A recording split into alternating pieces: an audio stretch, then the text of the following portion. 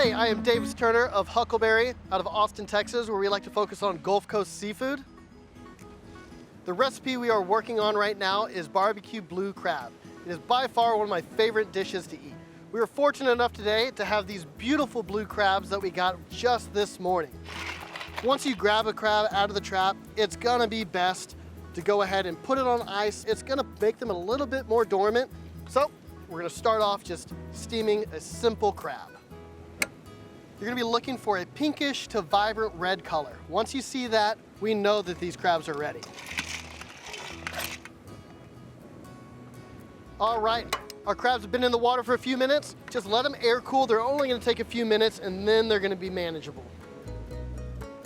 Crabs are cooling, let's make a barbecue sauce. This is not gonna be your typical barbecue sauce that you're thinking of. It's gonna be more of a Cajun Creole style sauce. So this we're gonna start with is 3 cups of shrimp stock. Dump that right in. We're gonna have 1 cup of our Worcestershire sauce. Mix that together. We have a couple halved lemons. Throw those just right into the pan. In the meantime, we're gonna jump back onto our crabs.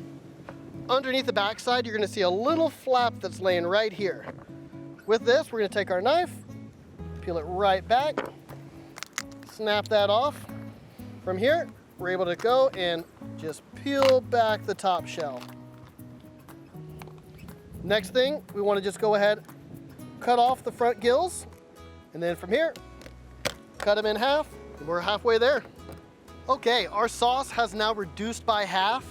Our next thing is to go ahead and remove all the lemons that we threw in here. That leaves us just to put our crabs into the sauce. Slowly start coating those crabs all in the sauce.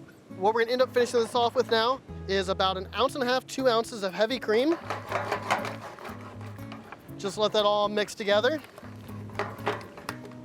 And then we're gonna finish that off with about 2 tablespoons of butter.